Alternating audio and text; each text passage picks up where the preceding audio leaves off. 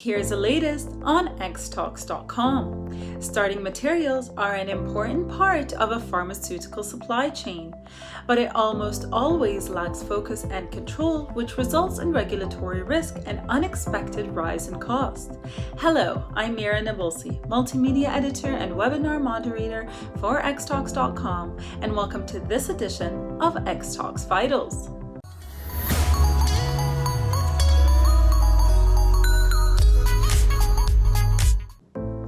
Our featured webinar for this episode is Strategies for Regulatory Starting Materials Designation in Drug Development and Manufacturing. Click the link in the description below to register for this free webinar. In order to prevent unexpected rise in cost when transitioning from clinical to commercial supply chain, the selection of drug substance regulatory starting materials play a crucial role.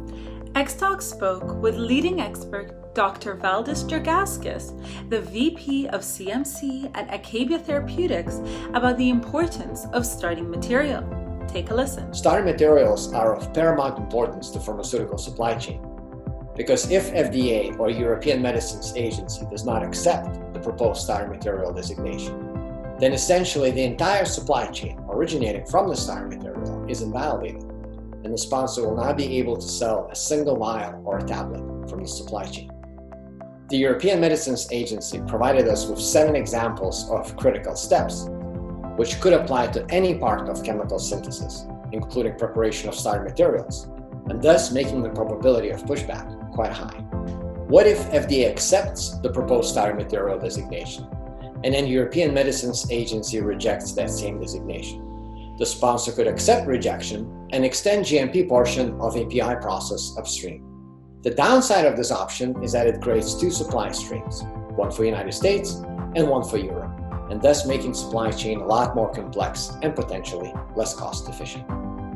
When executing an RSM strategy, there are some risks and considerations that must be taken into account when selecting the correct RSM.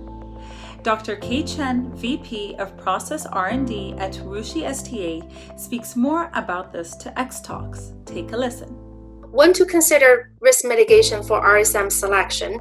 In general, RSM risk mitigation makes good paper exercise for all programs post-clinical proof of concept, especially if the proposed RSM is less than 3 chemical steps away from your final drug substance, or if your program is targeted for global filing and will potentially have very aggressive clinical timeline. So agencies don't really challenge RSM designation during development stage, as this phase gives sponsors sufficient time to develop robust control and demonstrate those controls are effective. However, it is very important to apply common sense in deciding the number of chemical steps under GMP delivery. Also, we recommend all CMC team to seek FDA feedback during end of phase 2 meeting, and if feasible, consider manufacturing those RSMs under GMP protocol for pivotal clinical supply. RSM selection should be designed based on CMC knowledge, common sense, and market considerations, as well as include proactive communication with the FDA to ensure the most suitable RSM selection.